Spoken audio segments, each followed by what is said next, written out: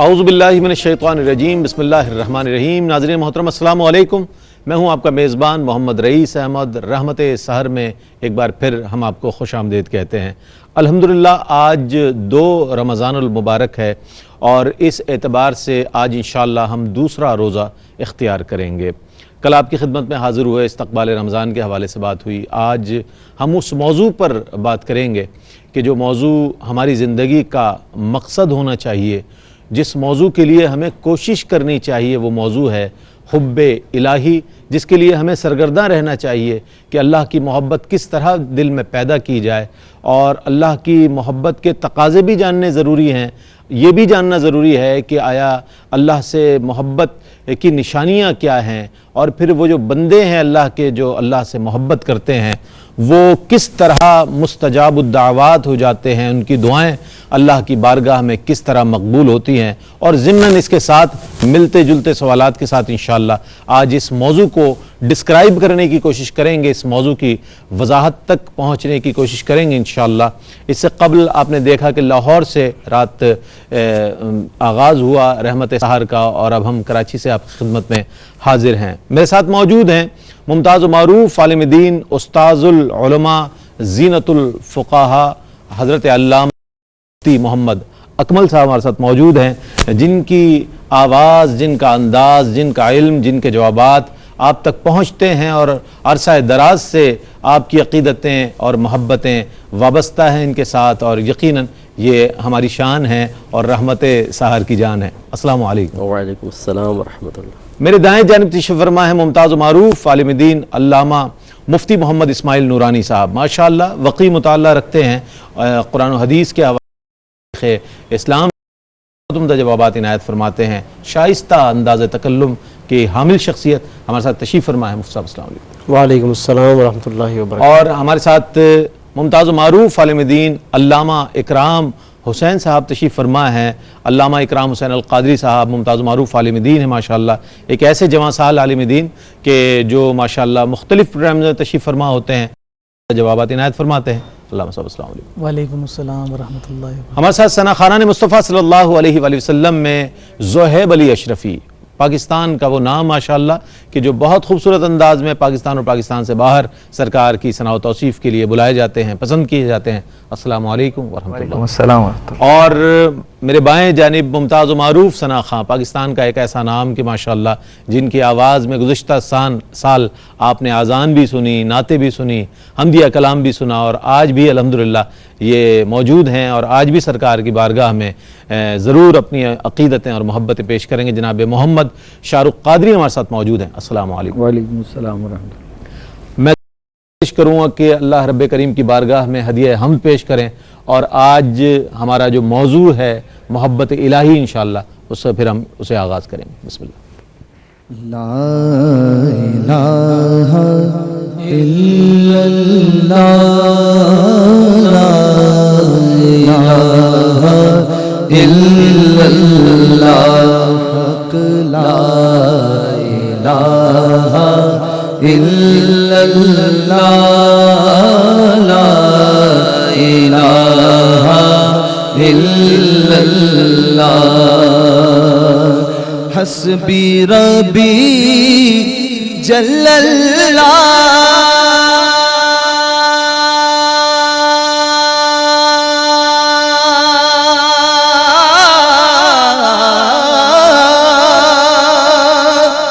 ما فی قلبی غیر اللہ، حسبی ربی جل اللہ،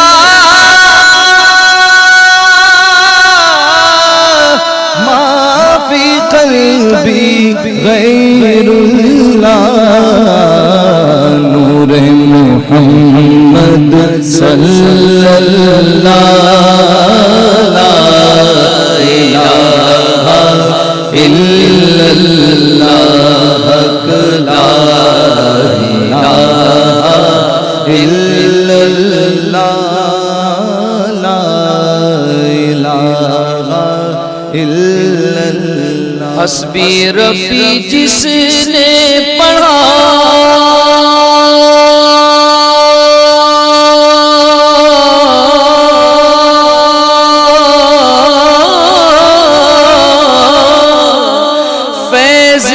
دریا کو پایا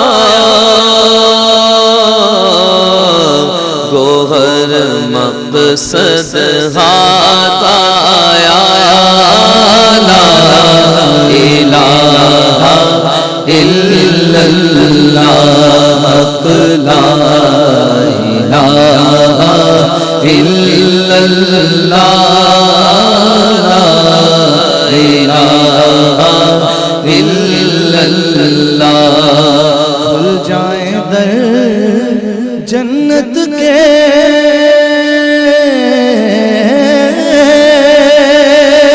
دوزخ کی سب آگ بجھے کھل جائیں در جنت کے دوزخ کی سب آگ بجھے دل سے کوئی ایک بار کہے لا الہ الا اللہ حق لا الہ الا اللہ لا الہ الا اللہ عرض غلام فقیر ہے اب داخل رحمت ہو ہم سب ذکر قبول ہو یہ یا رب لا الہ الا اللہ حق لا الہ الا اللہ لا الہ الا اللہ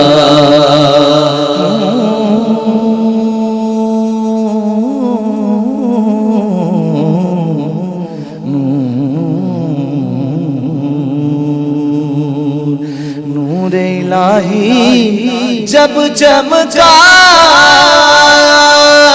صلی اللہ کا شور اٹھا بچہ بچہ کہنے لگا لا الہ الا اللہ حق لا الہ الا اللہ محمد رسول اللہ ماشاءاللہ ماشاءاللہ حمد رب جلیل پیش کی گئی اور ورد ہوا کلمہ طیبہ لا الہ الا اللہ محمد رسول اللہ کا۔ ناظرین محترم، آج حب الہی، محبت الہی آج ہمارے پروگرام کا موضوع ہے۔ والذین آمنوا اشد حبا للہ۔ قرآن کریم میں تو یہ ارشاد ہوا، لیکن آج ہم یہ دیکھتے ہیں کہ حب دنیا اتنی غالب ہے ہم پر کہ ہم یہ بھول بیٹھے ہیں کہ ہمیں واقعتاً محبت اللہ سے کرنی ہے، اللہ کے رسول صلی اللہ علیہ وآلہ وسلم سے کرنی ہے۔ اس حوالے سے ہم جاننے کی کوشش کریں گے۔ مفتی صاحب قبلہ فرمائیے گا کہ قرآن کریم ہماری کیا رہنمائی کرتا ہے اس حوالے سے کہ اللہ کی محبت کا ذکر کس انداز میں آیا؟ اعوذ باللہ من الشیطان الرجیم، بسم اللہ الرحمن الرحیم۔ یہ سورہ بقرہ میں اللہ تعالیٰ نے ارشاد فرمایا کہ وَمِنَ النَّاسِ مَن يَتَّخِذُ من دون اللہ اندادا۔ کہ بہت سے لوگ ایسے ہیں، کچھ لوگ ایسے ہیں جنہوں نے اللہ تبارک و تعالیٰ کے مقابل کچھ ہم نظیر پیدا کر لیے ہیں یا بت وغیرہ کو انہوں نے کھڑا کر لیا۔ یحبونہم کحب اللہ، وہ ان سے ایسی محبت کرتے ہیں جیسے اللہ تعالیٰ سے محبت ہونی چاہیے۔ اور پھر آگے جو آپ نے حصہ پڑھا کہ والذین آمنوا اشد حبا للہ، اور وہ لوگ جو ایمان لانے والے ہیں وہ اللہ تعالیٰ کی محبت میں شدید ہیں، زیادہ اشد ہیں۔ اب یہاں تقابل دیکھیں کہ وہ اس طرح محبت کرتے ہیں جیسے اللہ سے محبت کرنے کا حق ہے، لیکن وہ بتوں سے کرتے ہیں۔ مومنین اللہ سے محبت کرتے ہیں، اور پھر وہ جو ان کی محبت میں شدت نہیں ہے، مومنین کی محبت میں ان کے مقابلے میں شدت ہے، یہ اشد ہے۔ اس کا مطلب یہ ہوا کہ ان کی محبت اگر بتوں کے ساتھ بھی ہے تو مفادات کے تحت ہے. جب مومن اللہ تعالیٰ سے محبت کرتا ہے تو وہ مفادات کے تابع ہو کر نہیں کہ اپنا فائدہ حاصل ہوا تو اللہ سے محبت رہی، اور اگر خدا نخواستہ اللہ تبارک و تعالیٰ کی طرف سے اس کی حکمت بالغہ کی وجہ سے اپنے مطالب کے حل میں کوئی دیر ہوئی تو فوراً اللہ میں بغاوت اٹھا لیا اور وہ کسی اور کی طرف چلے گئے، جیسے کہ کفار کی عادت ہے. اور پری پلان یہ مطلب موویز کے ذریعے ہمارے اندر یہ چیزیں سرایت کروائی گئی ہیں کہ اللہ تعالیٰ سے باغی ہو جاؤ، مفتی صاحب اب بھی مختلف انداز میں لڑنا شروع کر دو اللہ تعالیٰ سے، اس کی شان گھٹانا شروع کر دو. اسی طرح بخاری کی روایت ہے، نبی کریم صلی اللہ علیہ وسلم نے ارشاد فرمایا کہ ثلاث من کن فیہ وجد حلاوت الایمان، 3 چیزیں ایسی ہیں کہ جس شخص میں موجود ہوں وہ ایمان کی مٹھاس کو پائے گا. اس میں ایک فرمایا کہ ان یکون اللہ ورسولہ احب الیہ مما سواہما، کہ اللہ تبارک و تعالیٰ اور اس کے رسول ان دونوں کے ما سوا سے سب سے زیادہ محبوب ہوں، وہ شخص ان دونوں سے سب سے زیادہ محبت رکھتا ہو. لیکن یہاں پر یہ ضرور قابل وضاحت چیز ہے کہ ہم عام لوگوں سے جب محبت کرتے ہیں یا مادی چیزوں سے کرتے ہیں تو ایک تصور ذہن میں رکھ کے کرتے ہیں، جبکہ اللہ تبارک و تعالیٰ کی ذات کا تصور قائم کرنا ہی محال بھی ہے اور غلط بھی ہے. اس کا مطلب یہ ہوا کہ اللہ تعالیٰ سے محبت کا مفہوم عام محبتوں کے مقابلے میں تھوڑا سا جدا گانا ہے، جس پر علماء نے بڑی احتیاط کے ساتھ یہ کلام فرمایا کہ اگر کوئی اللہ تبارک و تعالیٰ کی مکمل طور پہ اطاعت کرتا ہے اور اللہ تعالیٰ کی رضا کو حاصل کرنے کے سلسلے میں اہتمام کرتا ہے اور نافرمانیوں سے محفوظ رہتا ہے، اپنے آپ کو دور رکھتا ہے، تو سمجھ لیجئے کہ وہ اللہ تعالیٰ سے حقیقی محبت رکھتا ہے. اگر یہ چیز اس کے اندر موجود نہیں ہے تو چاہے کتنا ہی وہ دعوی محبت کرے، چاہے اللہ تعالیٰ سے چاہے رسول سے، وہ اپنی محبت میں کامل نہیں ہو سکتا. اچھا، ایک چیز اور بھی ہم جاننے کی کوشش کریں گے کہ اللہ کی محبت کے حوالے سے بہت خوبصورت انداز میں مختصر اور جامع کلمات مفتی صاحب قبلہ نے ارشاد فرمائے. حضرت یہ فرمائیے گا کہ نبی کریم علیہ السلام اور دیگر انبیاء علیہم السلام نے کس طرح سے اللہ سے محبت کی، اس کا ذکر قرآن میں کس طرح ملتا ہے اور کیا مثالیں ہیں اس کی؟ بسم اللہ الرحمن الرحیم، اللہم صلی علی سیدنا مولانا محمد مبارک وسلم. انبیاء کرام علیہم السلام اور امام الانبیاء حضرت سیدنا محمد مصطفیٰ صلی اللہ علیہ وسلم یقیناً یہی وہ ذوات قدسیہ ہیں کہ جو ہمارے لیے، ہم سب کے لیے ہر معاملے میں، ہر عمل میں مقتدا ہیں، پیشوا ہیں، اور کسی بھی چیز کو سیکھنے کی یہ گویا کہ سب سے بڑی ہمارے سامنے ایک عملی بنیاد ہے کہ جنہوں نے اللہ کے احکام کو بھی اور اللہ کی کتاب کو بھی لوگوں تک پہنچایا اور سمجھایا ہے. تو اس اعتبار سے جہاں جہاں آیات میں یا گزشتہ کتابوں میں یا قرآن مجید میں اور احادیث میں محبت کا ذکر آیا ہے، تو جیسا کہ مفتی صاحب نے قبلہ نے فرمایا کہ اس سے وہ محبت مراد نہ لی جائے کہ جس طریقے سے لوگوں کو لوگوں سے محبت ہوتی ہے، بلکہ اس سے اللہ کی خاطر اللہ کے احکامات کو ترجیح دینا، اللہ کی ذات کو ترجیح دینا. جب کبھی کوئی معاملہ آ جائے تو انسان کا اپنے دل و جان سے اللہ کی طرف راغب اور مائل ہونا، اور اس طرح کے بہت سارے ایسی چیزیں اختیار کرنا کہ جو محبت پر دلالت کرتی ہیں. تو اور یہ ہمیں وصف سب سے زیادہ ظاہر ہے کہ انبیاء علیہ السلام. اسی طرح اللہ کی خاطر مشکلات کو برداشت کرنا اور اللہ کی خاطر جد و جہد کرنا، زمین پر اللہ کے نظام، اللہ کی زمین پر اللہ کا نظام نافذ کرنے کے لیے اپنا تن من دھن سب کچھ قربان کر دینا، یہ محبت ہمیں انبیاء علیہ السلام ہی میں سب سے زیادہ نظر آتی ہے. تمہید کے طور پر اس گفتگو کے ساتھ ساتھ ایک بات اور عرض کروں کہ ایک روایت میں ہے کہ نبی کریم صلی اللہ علیہ وسلم سے جب کسی نے عرض کیا نا کہ میں آپ صلی اللہ علیہ وسلم سے محبت کرتا ہوں، تو آپ نے فرمایا کہ استعد للفقر، کہ تم فقر کے لیے تیار ہو جاؤ. اللہ، ٹھیک ہے، فقر و فاقے کے لیے.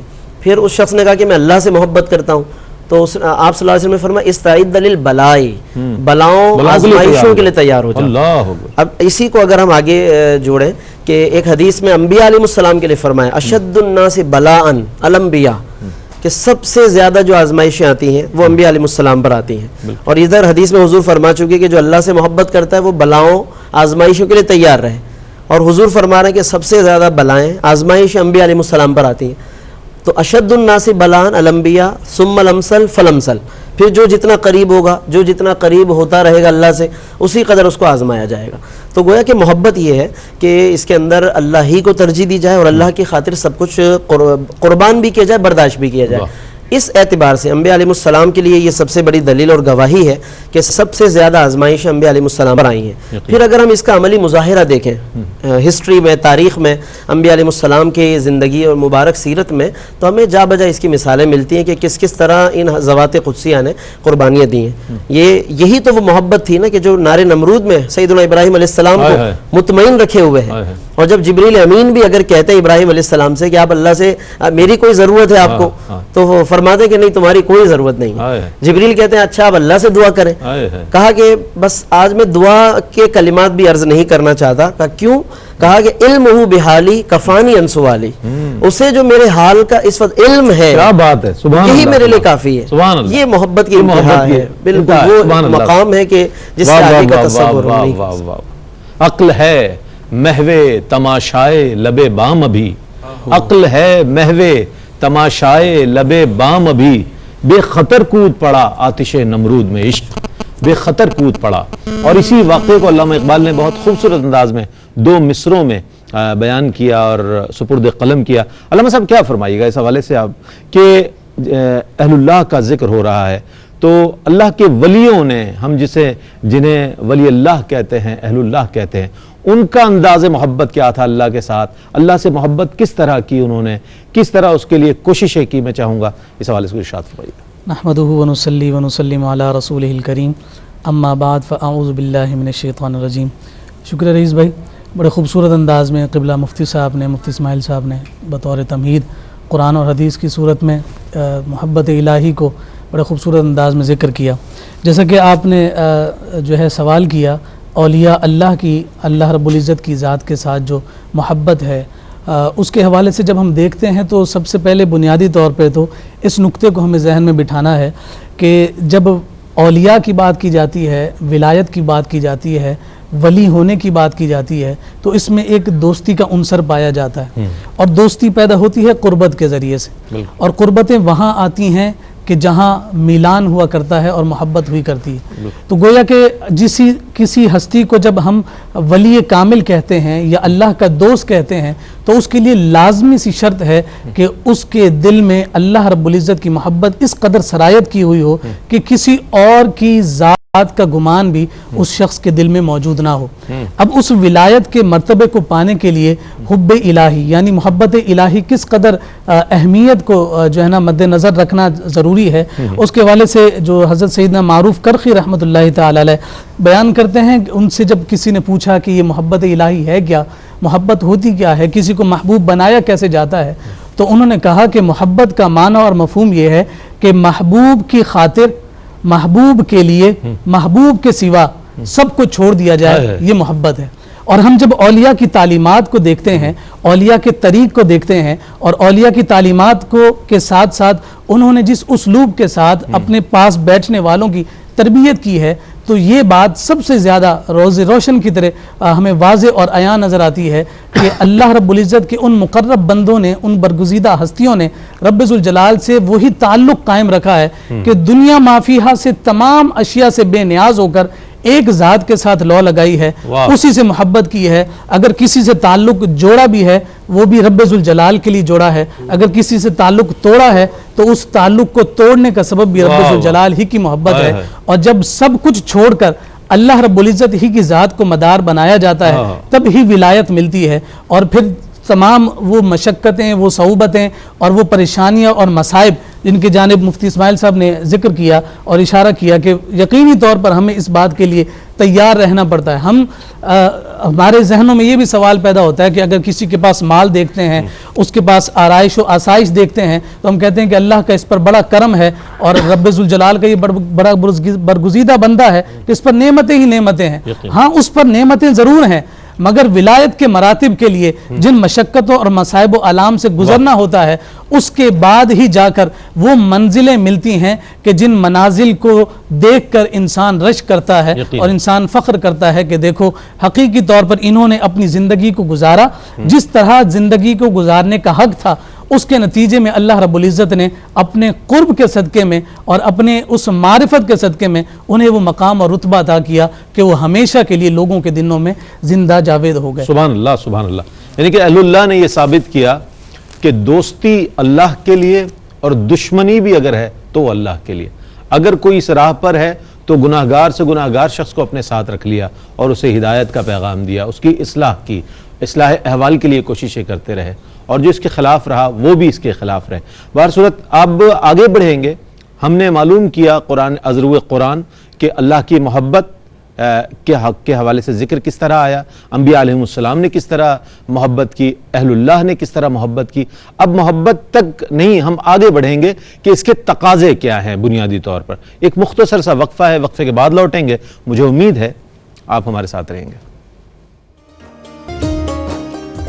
ناظرین, رحمت سحر میں آپ کا خیر مقدم ہے, اور آج محبت الہی ہمارے پروگرام کا موضوع ہے. مفتی صاحب کیا فرمائیے گا, جیسے کہ میں وقفے سے قبل میں نے یہ عرض کیا کہ ہم نے محبت کی بات کی, انبیاء علیہ السلام کی محبت, اہل اللہ کی محبت کے حوالے سے کہ اللہ سے کس پائے کی محبت کی انہوں نے. اب یہ فرمائیے گا کہ محبت کے کچھ تقاضے, ہر کام کا کوئی نہ کوئی تقاضا ہوتا ہے, محبت الہی کے کیا کیا تقاضے ہیں, میں چاہوں گا اس پر روشنی ڈالیے. اس میں سب سے پہلا تقاضا تو یہ ہے کہ اللہ تعالیٰ کی معرفت حاصل کی جائے, اللہ تعالیٰ کی ذات کو پہچانا جائے. ہمارے عالم میں یہ ہے کہ ہر ایک ہمارا بچہ ہی پیدا ہوتا ہے, کان میں اذان دی جاتی ہے اللہ اکبر, فوراً وہ اللہ تعالیٰ کی اتنی تو پہچان حاصل کرتا ہے کہ ایک رب ہے, ہمارا خالق ہے, مالک ہے. شعور جیسے حاصل ہوتا جاتا ہے, تھوڑا تھوڑا ہوتا ہے, لیکن جو حقیقی معرفت اللہ تعالیٰ کی ہونی چاہیے اس پر اب ہماری توجہ نہیں ہے. اور یہ سب سے بڑی چیز ہوتی ہے کہ جس سے آپ محبت کر رہے ہیں کم از کم اس کو پہچانے تو صحیح, سب سے بڑی چیز یہ ہے. اب ہمارے ہاں پہلے دیکھیں جو ہمارے بزرگان دین تھے انہوں نے 3 درجے رکھے تھے. پہلا فنا فی المرشد کا تھا, پھر فنا فی الرسول کا تھا, پھر فنا فی اللہ کا درجہ.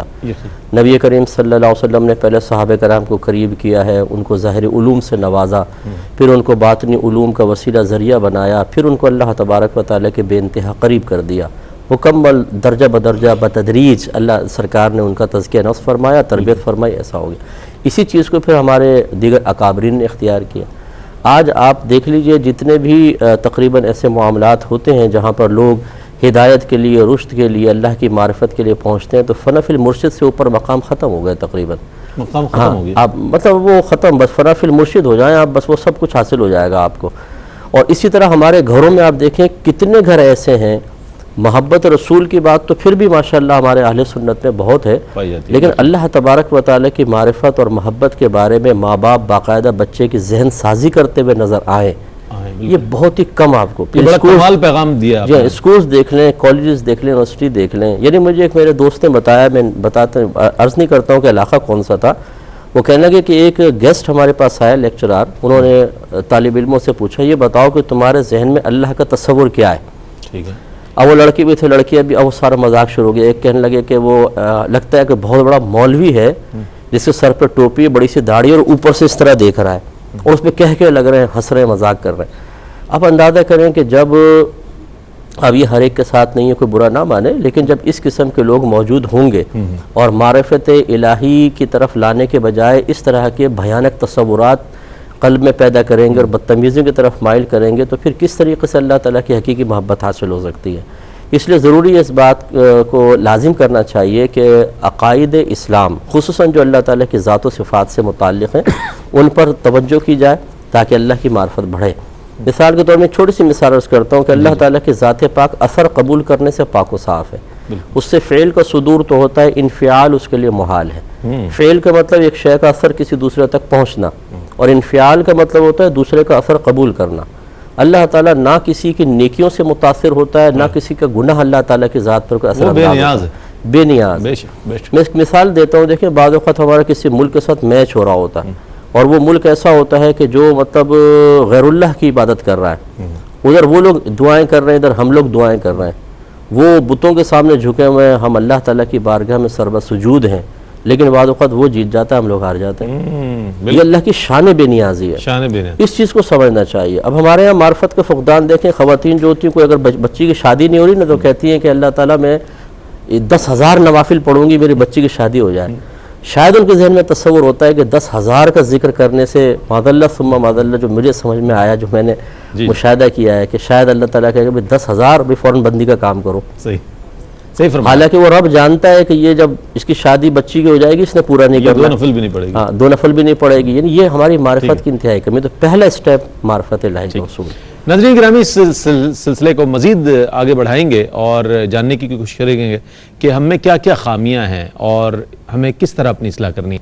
ایک مختصر سا وقفہ ہے، وقفے کے بعد لوٹیں گے۔ مجھے امید ہے آپ ہمارے ساتھ رہیں گے۔ ناظرین، آپ کا خیر مقدم ہے رحمت سحر میں۔ محبت الہی آج ہمارے پروگرام کا موضوع ہے۔ مفتی محمد اکمل صاحب قبلہ فرما رہے تھے کہ محبت الہی کے تقاضے کیا ہیں۔ میں چاہوں گا اپنے جواب کو مکمل فرما دیتا ہوں، ہم اس سلسلے کو آگے لے کر بڑھتے ہیں۔ جب اس میں مختصر سے دو باتیں اور عرض کروں گا۔ دوسرے سے پہلے بات ہوئی کہ جب اللہ تعالیٰ سے محبت ہوتی ہے تو اس کی ظاہری دلیل اور علامت یہ ہے کہ انسان اللہ تعالیٰ کے احکامات کو قبول کرتا ہے، جو اللہ تعالیٰ چاہتا ہے وہ چیزیں پوری کرتا ہے، جس سے اجتناب مقصود ہوتا ہے انسان اس سے اجتناب کرتا ہے۔ اس کا مطلب یہ ہوا کہ پھر اس کے احکامات کی معرفت بھی انتہائی ضروری ہے، انسان جانے کہ اللہ تعالیٰ مجھ سے کس چیز کو طلب کر رہا ہے، کس چیز سے منع کر رہا ہے۔ پھر تیسری چیز یہ ہے کہ وہ مکمل طور پہ اطاعت کرے۔ پھر اللہ تعالیٰ کی محبت کا ایک پہلو یہ بھی ہے کہ اللہ تعالیٰ کے محبوبوں سے محبت کی جائے، واہ واہ، نبیوں سے محبت کریں، اولیاء کرام سے محبت ہو، قرآن پاک سے محبت ہو، ہر وہ چیز جو محبت الہی کا وسیلہ و ذریعہ ہو، اگر ہم اس سے محبت کریں تو یہ بھی محبت الہی کا ایک جزء کہلائے گا۔ سبحان اللہ۔ تو پھر اللہ تعالیٰ کی محبت کا تقاضا یہ ہے کہ اس کے محبوبوں سے، اس کے کلام سے بھی محبت رکھی جائے۔ سبحان کم از کم اگر ان چیزوں پر ہم توجہ کر کے ابتدا کریں تو محبت الہی کی حقیقت تک پہنچنے کے سلسلے میں یہ پہلا زینہ آپ قرار دے سکتے ہیں۔ کیا سبحان اللہ، سبحان اللہ۔ ناظرین، محبت الہی آج ہمارے پروگرام کا موضوع ہے۔ آئیے نعت رسول مقبول صلی اللہ علیہ وآلہ وسلم سے اپنے دلوں کو معطر کرتے ہیں، اپنی سماعتوں کو معطر کرتے ہیں زہیب علی اشرفی بارگاہ رسالت مآب صلی اللہ علیہ وآلہ وسلم میں۔ حضور آپ کے در کا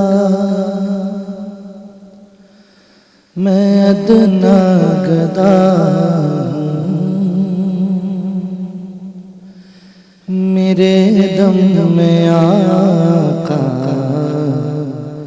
یہ دم آپ کا ہے، حضور آپ کے ٹکڑوں پر جی رہا ہوں، میں کچھ بھی نہیں ہوں، کرم آپ کا ہے، حضور آپ کے ٹکڑوں پر جی رہا ہوں، میں کچھ بھی نہیں ہوں، کرم آپ کا ہے،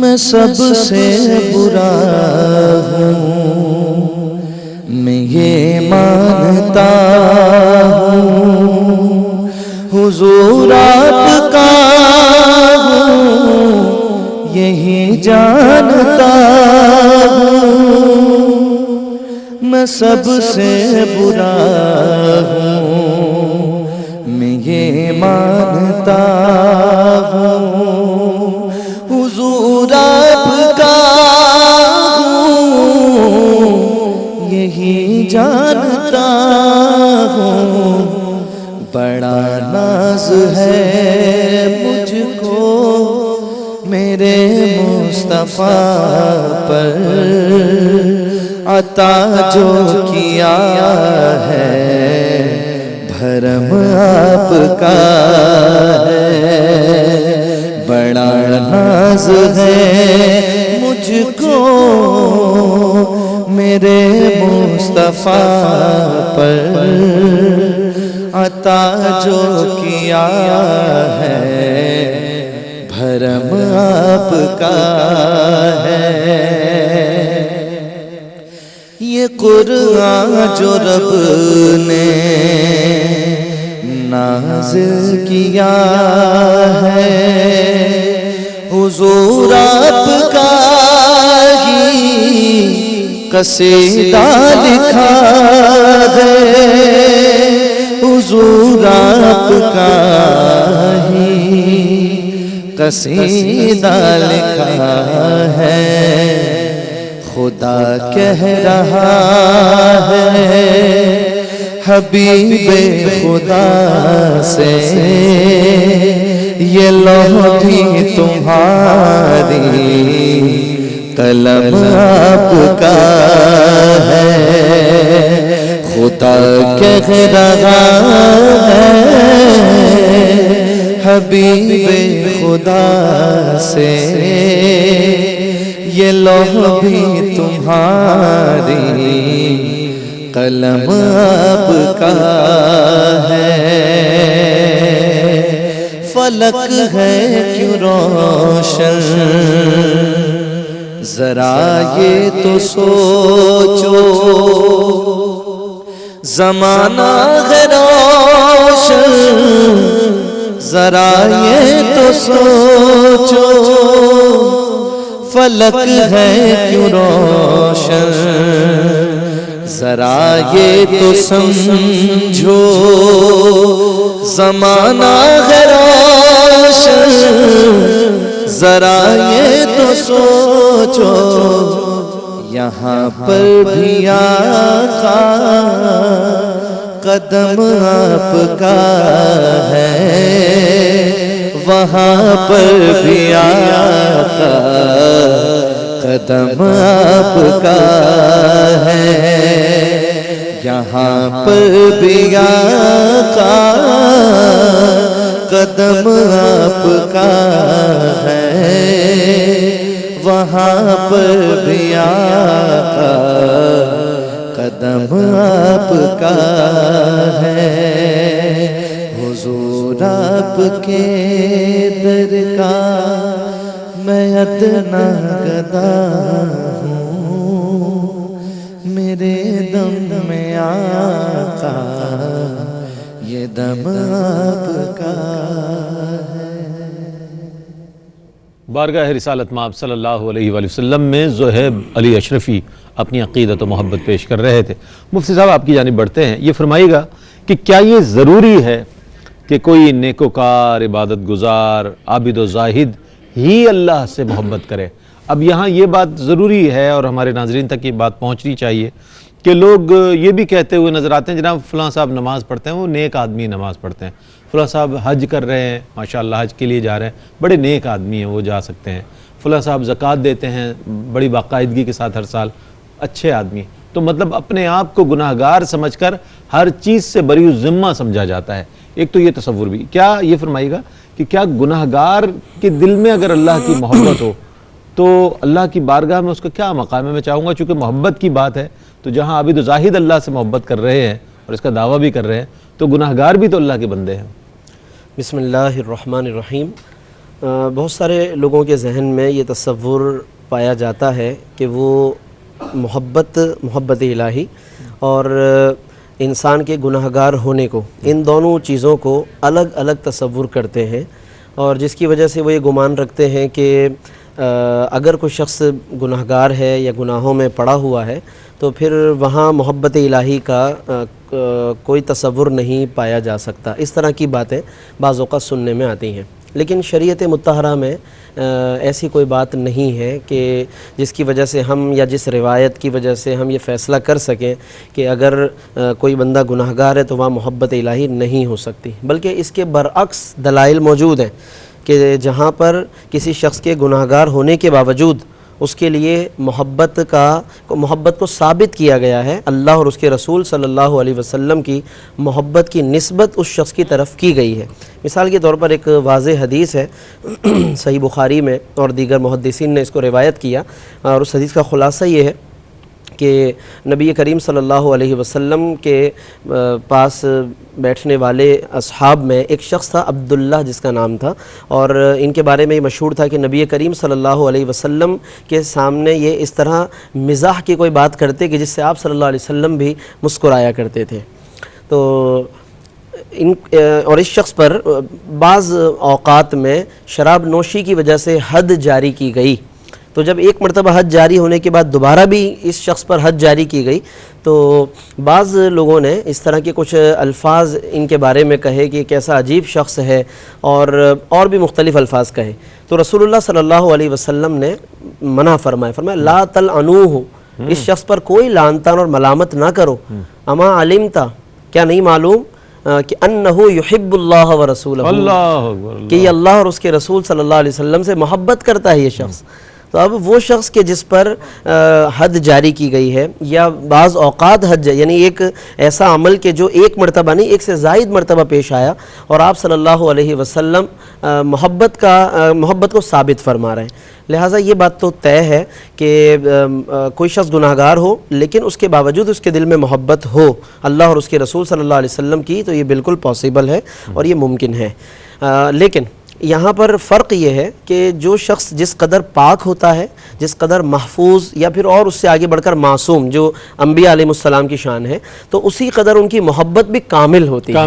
اور پھر جو شخص اگر گناہگار ہے یا کوئی اس سے زیادہ گناہگار ہے تو سمجھ لے کہ اس گناہ کے اعتبار سے اسی اعتبار سے محبت میں نقص واقع ہو جاتا ہے، محبت میں کمی. پھر وہ کمی پوری بھی ہو سکتی ہے، توبہ کرنے سے کمی پوری ہو گئی، یا اس گناہ کے کسی بھی ذریعے سے معاف ہونے سے وہ کمی پوری ہو گئی. تو یہ کمی کو بہرحال مد نظر رکھنا چاہیے. ہمیں بالکل محبت کا اس میں انکار نہیں کرنا چاہیے، اور اس گناہگار شخص کو بھی اور دیگر لوگوں کو دونوں کو اس انداز سے غور کرنا چاہیے کہ دیگر لوگ اس کے بارے میں کوئی برے تاثرات نہ دیں کہ جس سے اس کی حوصلہ شکنی ہو. اور وہ شخص کے جو گناہوں میں مبتلا ہے لیکن بہرحال اس کے دل میں ایک چاہت ہے، اللہ اور اس کے رسول کی محبت ہے، تو پھر وہ ان تقاضوں کو پورا کرنے کی کوشش کرے جس کی طرف ابھی مفتی صاحب نے قبلہ نے اشارہ فرمایا. تو وہ آدمی اپنے گناہوں کو ترک کر کے تقاضوں کو پورا کرنے کی طرف متوجہ ہو جائے تو یقیناً پھر اس کے بھی معاملات درست ہو سکتے ہیں. اصل بنیاد اور اساس جو ہے وہ اللہ کی محبت ہے، یقیناً بنیادی چیز جو ہے. ناظرین اس پر مزید بات کریں گے اور یہ بھی جاننے کی کوشش کریں گے کہ جب انسان اللہ سے محبت کرنے لگتا ہے تو انسان کے دل میں دوسروں کے لیے رحم پیدا ہو جاتا ہے، نرمی پیدا ہو جاتی ہے، ترحم ہم جسے کہتے ہیں. لیکن اگر ایسا نہ ہو، یعنی کہ صرف اللہ سے محبت ہو اور بندوں سے نہ ہو، تو یہ اس حوالے سے بھی ہم جاننے کی کوشش کریں گے، چونکہ اس حوالے سے بھی کچھ چیزیں دیکھنے میں آتی ہیں. ایک مختصر سا وقفہ ہے، وقفے کے بعد لوٹیں گے. مجھے امید ہے آپ ہمارے ساتھ رہیں گے. ناظرین آپ کا خیر مقدم ہے رحمت سحر میں. آج محبت الہی ہمارے پروگرام کا موضوع ہے. بہت کام کی باتیں، بڑی مفید گفتگو آپ نے سنی جو آپ تک پہنچائی گئی مختلف سوالات کی صورت میں. ایک سوال میں قائم کر گیا تھا، وہ یہ کہ ہم یہ دیکھتے ہیں کہ ایک صاحب ہیں، وہ بڑے ماشاءاللہ باجماعت نماز ادا کرتے ہیں، پہلی صف کے نمازی ہیں، اور یہ ہے کہ بہت اچھے نیک کام کرتے ہیں. اللہ سے محبت کا اظہار بھی ان کی شخصیت سے ہوتا ہے کہ وہ اللہ سے واقعی بڑی محبت کرتے ہیں. لیکن جب گھر میں آتے ہیں تو بڑا چنگیزی مزاج ان کا نظر آتا ہے، بچوں کے ساتھ سختی ہوتی ہوئی نظر آتی ہے، دوستوں کے ساتھ ان کا رویہ بڑا سخت نظر آتا ہے، اور خاندان کے ساتھ ان کا رویہ بڑا سخت نظر آتا ہے. تو یہ دو چیزیں یکجا کیسے ایک دل میں ہو سکتی ہیں؟ فرمائیے گا کچھ حوالے سے علامہ صاحب. جی رئیس بھائی بڑا خوبصورت سوال ہے. اور جو عبادات کے معاملات ہیں اور اللہ رب العزت کی بندگی کا جو سلسلہ ہے، جس میں نماز ہے، ذکر و اذکار ہے، زکوٰۃ کی ادائیگی ہے، صدقہ و خیرات ہے، دیگر سارے معاملات ہیں، اس کا تعلق اللہ رب العزت کی ذات کے ساتھ براہ راست ہے، حقوق اللہ میں جن کو شمار کیا جاتا ہے. اب جو حقوق العباد ہیں اس میں جہاں کمی رہ جاتی ہے تو کیا اس کا کم رہ جانا یا اس میں کسی قسم کی کوتاہی جو ہے یہ قابل قبول ہے یا نہیں؟ یہ سوال بنتا ہے آپ کہ اس سوال کے تناظر میں کہ آیا واقعتاً اس بات کو جو ہے نا بیلنس کرنے کے لیے کوئی ذریعہ اور سلسلہ ہو سکتا ہے؟ تو پہلی بات تو یہ ہے کہ آپ جس سے محبت کا دعویٰ کرتے ہیں تو وہ جو آپ کا محبوب ہے وہ جس سے محبت کرتا ہے اس سے آپ کی محبت کا ہونا لازمی اور ضروری ہوا کرتا ہے. اللہ رب العزت نے انسانیت کو پیدا فرمایا اور اللہ رب العزت انسان سے اس کی ماں سے 70 گنا بڑھ کر محبت کرتا ہے. حضرت یحییٰ بن معاذ رحمۃ اللہ تعالی علیہ ایک مقام سے گزر رہے تھے کہ آپ نے دیکھا کہ ایک شخص ایک چھوٹے سے بچے کو جو ہے پیار اور محبت کے ساتھ اس کے ساتھ معاملہ کر رہے ہیں. پوچھا کہ آپ اس سے محبت کیوں کر رہے ہیں، اس سے پیار کیوں کر رہے ہیں؟ تو انہوں نے جواب دیا کہ میں اس سے پیار اس لیے کر رہا ہوں کہ میں اس کا باپ ہوں. تو حضرت یحییٰ بن معاذ رحمۃ اللہ تعالی علیہ نے جواب دیا کہ اندازہ کر کہ تو اپنے اس بچے سے کہ جس کا تو باپ ہے اس سے اتنی محبت کر رہا ہے، تو اس بات کی طرف ذرا غور کر کہ جس رب نے اسے پیدا کیا ہے وہ رب اس سے کس قدر محبت اور پیار کرتا ہے. علامہ صاحب آپ کی اجازت سے کالر کو شامل کرتے ہیں، پھر آپ کے جواب کو مکمل کریں گے. السلام علیکم. السلام علیکم. وعلیکم السلام جناب کون صاحب ہیں اور کیا سوال ہے؟ سر میں میراج الدین بات کر رہا ہوں سعودی عرب سے. جی میں نے فرمائیے. نا سر جی سے قاری صاحب سے بس یہ کوشچن کرنا تھا کہ ہم نے زکوٰۃ کے بارے میں 1 لاکھ روپے کے اوپر کتنی زکوٰۃ بنتی ہے، اور اگرچہ 1 تولہ ہے یا 10 تولے گولڈ ہے اس کے اوپر کتنی زکوٰۃ ہم پے کر سکتے ہیں؟ اور ایک گھر میرا ابھی جو بن رہا ہے نیا، اس کے اوپر کوئی زکوٰۃ ہے یا نہیں ہے، اس کے بارے میں نے پوچھنا تھا. ٹھیک ہے، اور کوئی سوال؟ بہت شکریہ جناب. جی علامہ صاحب. جی میں عرض کر رہا تھا کہ اللہ رب العزت انسان سے جو محبت اور پیار کرتا ہے تو اس کا تقاضا یہ ہے کہ محبت الہی کا دعویٰ کرنے والے اس بات کی جانب بھی اشارہ کریں کہ وہ انسان سے کتنی محبت کرتے ہیں. لوگوں کے ساتھ صلہ رحمی، لوگوں کے ساتھ خیر خواہی، ان کے ساتھ خندہ پیشانی سے پیش آنا، یہ یقیناً اللہ رب العزت کے قرب کا ذریعہ ہے. کیونکہ خود تاجدار کائنات صلی اللہ علیہ وسلم نے اس بارے میں ارشاد فرمایا کہ رب ذوالجلال سے جو ہے نا اس کا قرب کیسے مل سکتا ہے. حضور علیہ الصلوۃ والسلام نے فرمایا کہ رب کو اگر تلاش کرنا ہے تو ٹوٹے ہوئے دلوں کے پاس تلاش کرو، ان ٹوٹے ہوئے دلوں کو جوڑنے کا انتظام اور اہتمام کرو، اللہ رب العزت کی محبت جو ہے ہمارا مقدر ہوگی. اس حوالے سے بہت ساری روایات بھی ہمیں ملتی ہیں، بزرگوں کے احوال ہم دیکھتے ہیں تو انہوں نے انسانیت کی خدمت میں اپنے آپ کو مصروف رکھا اور اس کو اتنی اہمیت دی، اور اس اہمیت کو مد نظر رکھتے ہوئے اس کی افادیت کو لوگوں کے سامنے آشکار کیا کہ اللہ رب العزت کی محبت کا اگر ملنا کسی سبب سے ہے تو وہ انسانیت کی خدمت کے ساتھ ہے. تو یہ صلہ رحمی، خیر خواہی، لوگوں کے ساتھ اچھے انداز میں پیش آنا، ان کے حقوق کی ادائیگی یقینی طور پر ہمارے لیے لازم اور ضروری ہے تاکہ ہم صحیح طور پر اللہ رب العزت کی محبت کا جو دعویٰ کرتے ہیں اس کے حقدار بھی ہم ٹھہر سکیں. یقیناً اللہ کی بارگاہ میں پسندیدہ اعمال میں سے یہ عمل ہے کہ اس کے بندوں کے ساتھ جو ہے نیک سلوک کیا جائے، حسن خلق، اور لوگوں کے ساتھ محبت و شفقت کے ساتھ رہا جائے. ایک کالر ہے ہمارے ساتھ. السلام علیکم. السلام علیکم. السلام علیکم. ہیلو. جی السلام علیکم. ہیلو سر، آپ کی آواز نہیں آ رہی؟ جی مجھے آپ کی آواز آ رہی ہے، آپ سوال بتا دیجیے. ہیلو. مجھے آپ کی آواز آ رہی ہے، آپ سوال بتا دیں. جی جی سر، ہے نا میرا سوال یہ ہے کہ یہ مفتی صاحب سے جی کہ جیسے کہ پردے کے بارے میں اسلام میں تو جیسے کہ نا جینٹس اور مرد کے جینٹس اور عورت کے درمیان ہے، مگر ابھی یہ جو ٹی وی میں اس طریقے سے جو رمضان نشریات کے شوز آتے ہیں اس کے اندر جو ہے وہ لیڈیز بھی ہیں اور وہ بڑے بڑے مفتیاں. بہت شکریہ آپ کا اس پروگرام میں شامل ہونے کے. مفتی صاحب یہ جو ہمارے کالرز کے سوالات ہیں میں چاہوں گا ان پر. ایک تو یہ 1 لاکھ پر زکوٰۃ 2.5% ہوتی ہے، 100 پہ 2.5%، 2.5 اس پہ حساب کر لیجئے. اور 10 تولے گولڈ ہے، اگر سونے کے ذریعے نکالنا یہ تو ممکن نہیں ہوتا تو اس کی موجودہ قیمت معلوم کر لیں، جتنی اماؤنٹ بنے اس کے اوپر وہی 2.5% نکال دیں. جو نیا گھر بن رہا ہے یہ اگر تو رہنے کے لیے ہے یا رینٹ پہ دینے کے لیے تو اس پر کوئی بھی زکوٰۃ نہیں ہوگی. لیکن اگر یہ اس طریقے سے ہے کہ اس کو بیچنے کی نیت سے ہی بنایا جا رہا ہے تو یہ ایک مال تجارت بنے گا. پھر اس کے اوپر اگر جو جتنا کمپلیٹ ہو چکا ہے وہ سال کے بعد اس کی قیمت کا معلوم کر لیں اور اس کو پھر وہی 2.5% زکوٰۃ بنے گی. پردہ کے بارے میں کہا کہ دیکھیں پردے کا کے احکامات سب کے لیے لازم ہیں، چاہے وہ کوئی ٹی وی پر آ رہے ہوں یا ٹی وی سے کے علاوہ ہوں. ایسا نہیں ہوتا کہ احکام بدل جائیں.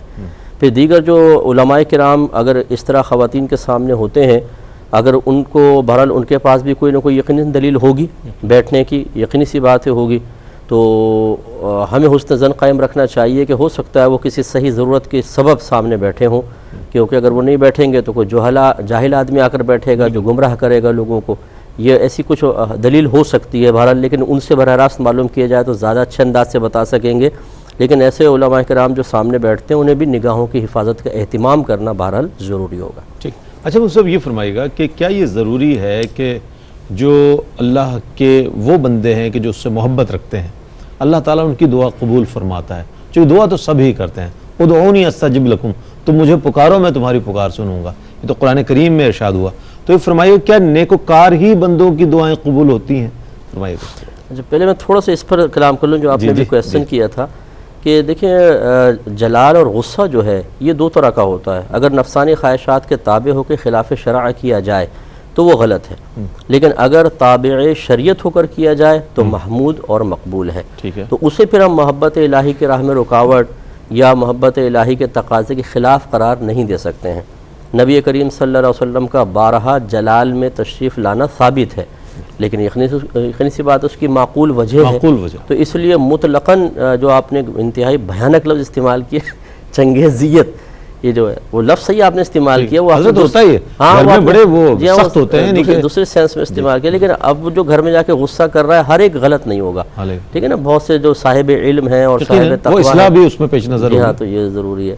اچھا، دعا کا مسئلہ یہ ہے کہ اللہ تبارک و تعالیٰ نے جس کی دعا کی قبولیت کا ازلی فیصلہ فرمایا ہوا ہے اسی کی دعا قبول ہوگی، حتیٰ کہ انبیاء علیہم السلام کے بارے میں لکھا ہے کہ اگر وہ تقدیر مبرم کے خلاف دعا کرنا چاہیں، تقدیر مبرم کا مطلب اللہ کا فیصلہ ازلی، اگر اس کے خلاف دعا کرنا چاہیں تو انبیاء علیہم السلام کو اس دعا سے ہی روک دیا جاتا ہے۔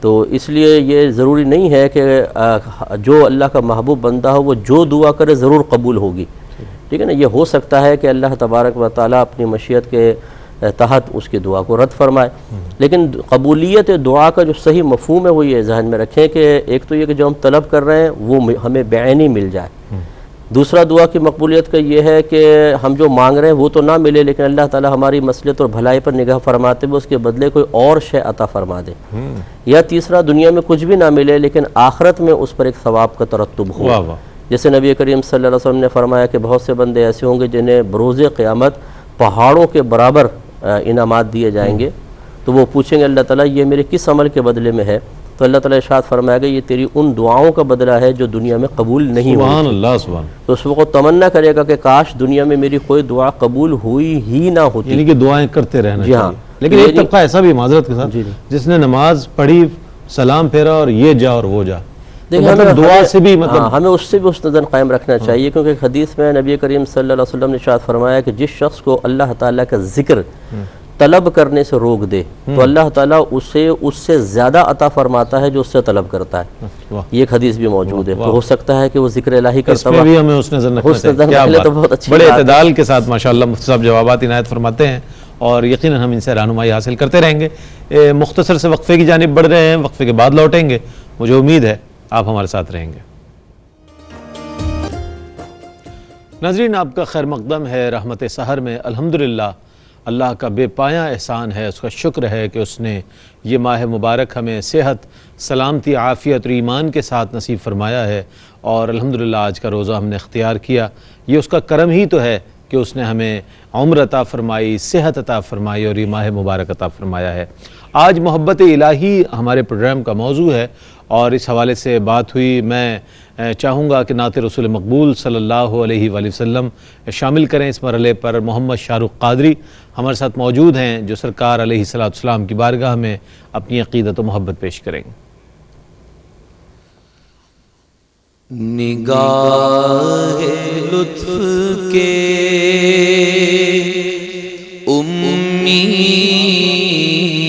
امیدوار ہم بھی ہیں، لیے ہوئے تو دل بے قرار ہم بھی ہیں،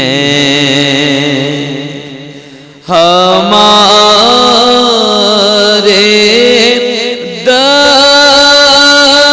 دستے تمنا کی لاج بھی رکھنا،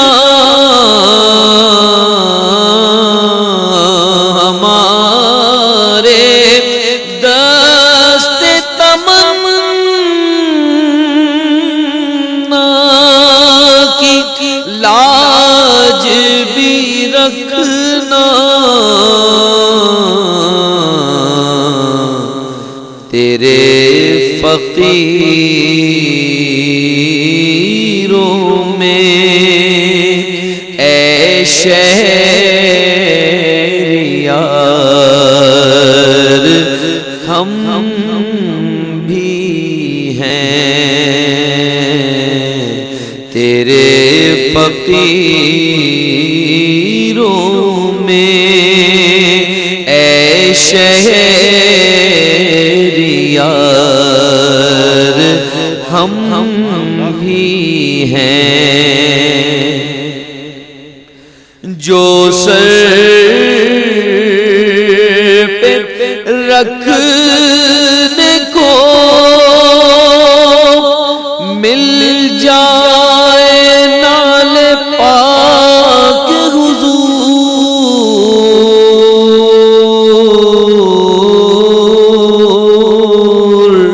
جو سر پہ رکھنے کو مل جائے نال پاک حضور، تو پھر کہیں گے کہ ہاں تاجدار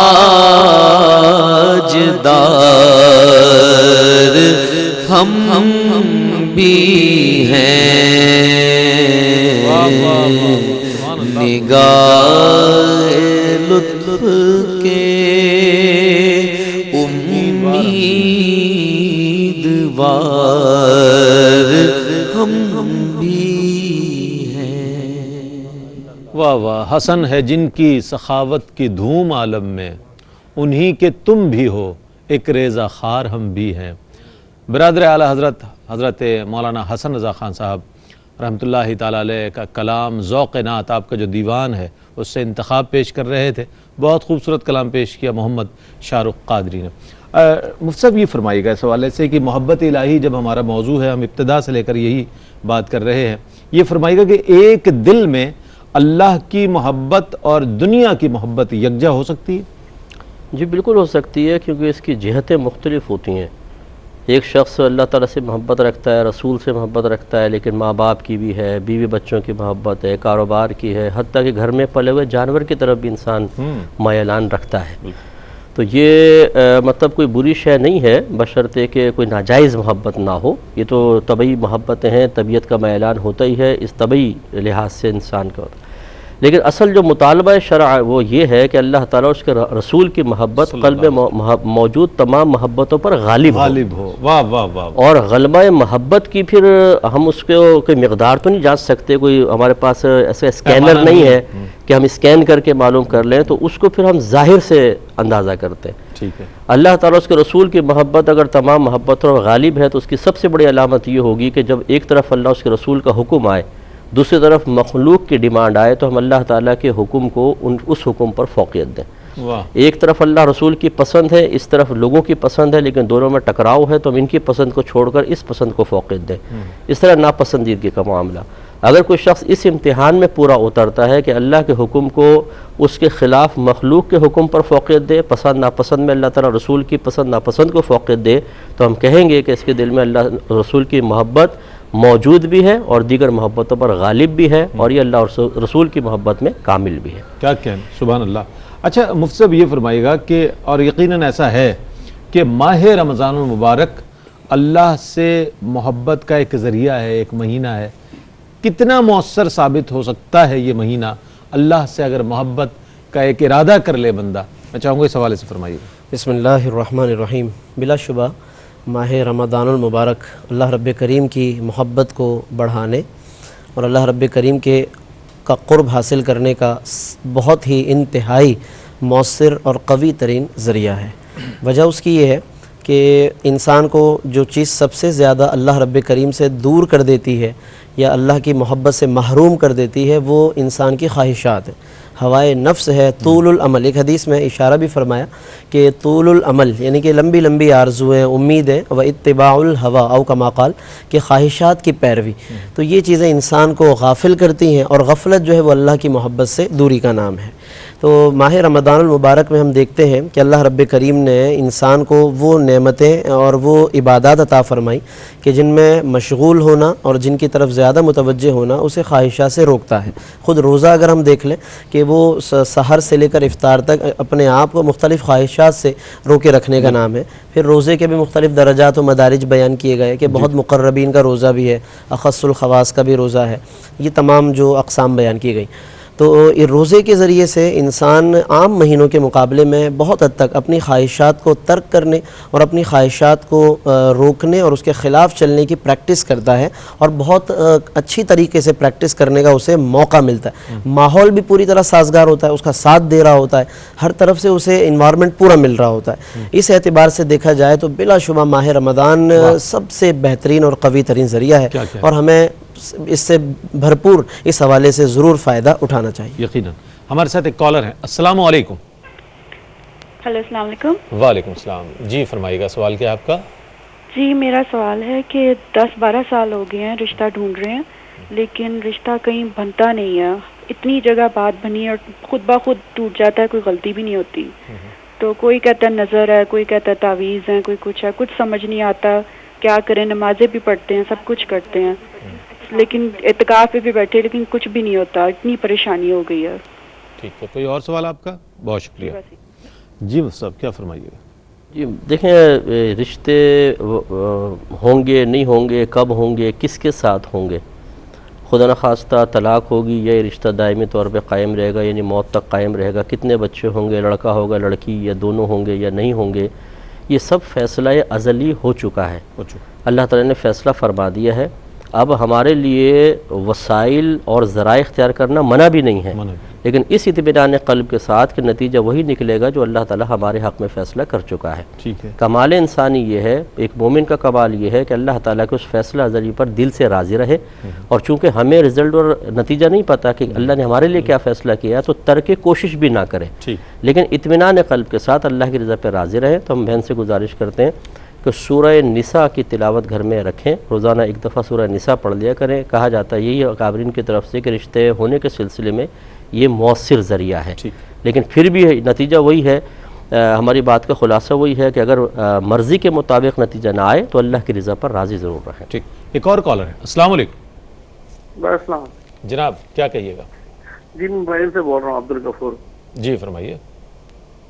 جی میں آپ سے دعا کی گزارش ہے, بچہ بیمار ہے, جی تو دعا کی ضرورت کی وجہ ہے. اور میرا سوال آپ سے ہے کہ دعا جو ہم جو قرآن پڑھتے ہیں, پڑھنے میں زیادہ اثر ہے یا جو فون میں سنتے ہیں, موبائل میں سنتے ہیں, پلے اسٹور پہ ہٹ ملیں گے, اس میں زیادہ اثر ہے؟ کہ ہم لوگ کام کرتے رہتے ہیں, سنتے رہتے ہیں, چلتے رہتا سب کچھ, کار میں چلتے ہیں, اس میں زیادہ اثر ہے یا پڑھنے میں بیٹھ کے پڑھنے کا زیادہ اثر ہے؟ ٹھیک, بہت شکریہ آپ کا. اللہ تعالیٰ آپ کے بیٹے کو صحت و تندرستی عطا فرمائے, اور یقیناً علماء حضرات بیٹھے ہیں وہ دعا بھی کریں گے. جی کیا فرمائیے گا؟ جی دعا کریں گے انشاءاللہ بچے. ایک اور سوال جو انہوں نے کیا قرآن کریم کو پڑھنے کے حوالے سے, وہ کیا تھا؟ وہ یہ کہ انہوں نے کہا کہ کام کاج کرتے ہوئے اگر ہم موبائل فون پر سن لیں تلاوت قرآن کریم کی, تو کیا اس کا بھی اتنا ہی ثواب ہے جس طرح کے باقاعدہ بیٹھ کر تلاوت کی جاتی ہے؟ دیکھیں, کسی بھی عبادت میں ثواب کی کمی بیشی کا ایک بڑا دار و مدار حضور قلب پر بھی ہوتا ہے. توجہ, یکسوئی, دل کا حاضر ہونا. جتنی بے رغبتی ہوگی, جتنا ہم رسمی طور پہ کارروائی اختیار کریں گے, اتنا ہی ثواب میں کمی بھی ہوگی. یقینی سی بات ہے کہ جب انسان کام میں مشغول ہوگا تو تلاوت کی طرف توجہ ثانوی حیثیت رکھے گی, اصل جو ہے توجہ ہماری کام کی طرف ہوگی, تو ثواب بھی پھر اسی درجے کا ملے گا.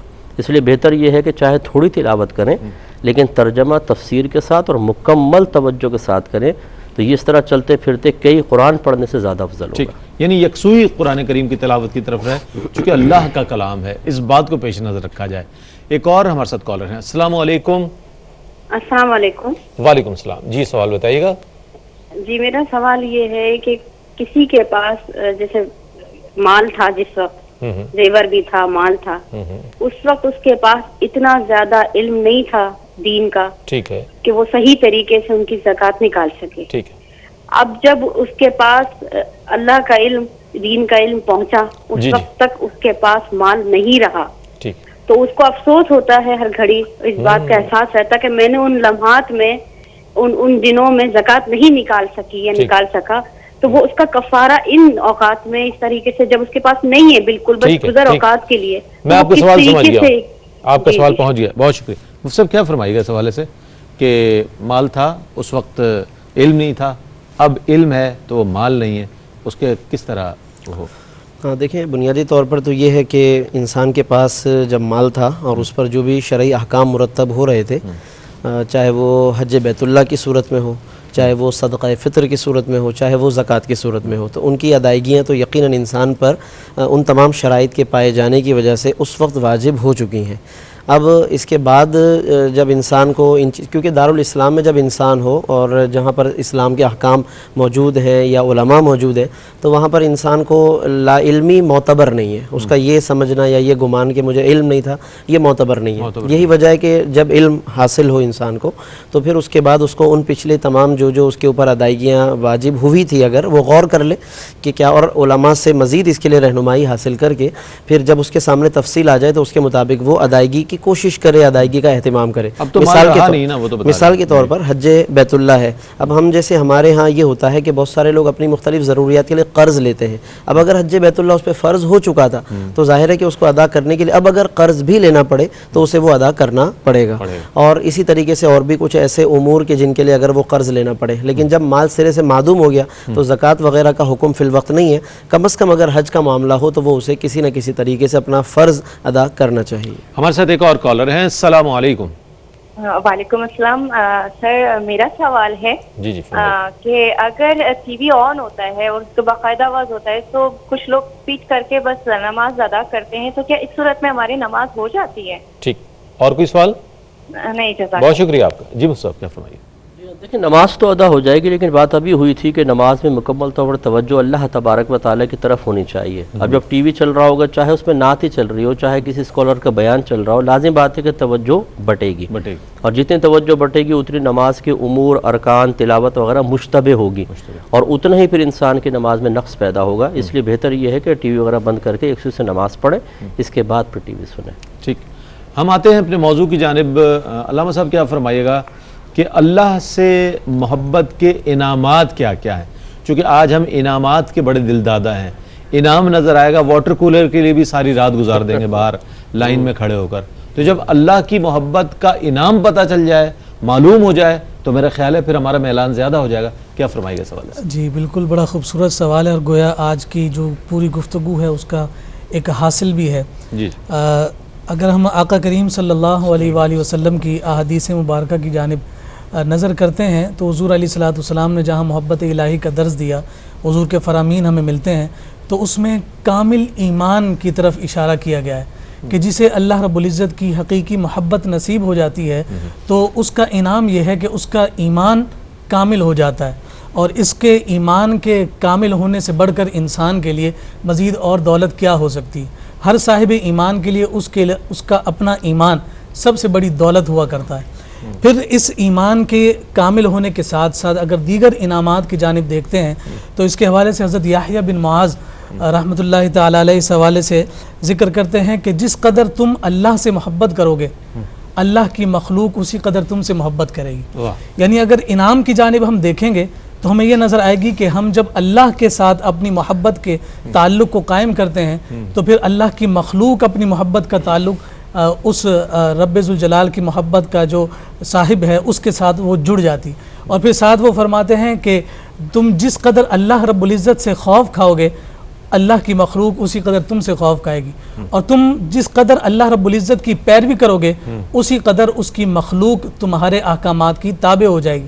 تو اس لیے فرمایا کہ جب انعامات کی ہم بات کریں گے تو ہم چاہتے ہیں کہ دنیا والوں کی نظر میں ہم محبوب ہو جائیں تو اللہ رب العزت کی محبت کو اپنے دل میں بسا لیا جائے. اگر چاہتے ہیں کہ لوگ میری بات کو مانیں, میرے حکم کی تعمیل کریں, تو ہم اللہ رب العزت کے احکامات کے سامنے سر تسلیم خم کر دیں تو رب ذوالجلال کی مخلوق ہمارے سامنے جو ہے ہمارے احکامات کو پورا کرتی ہوئی نظر آئے گی. کیا کہنے. ہمارے ساتھ کالر ہے. السلام علیکم. جی وعلیکم السلام. جی کیا سوال ہے آپ کا؟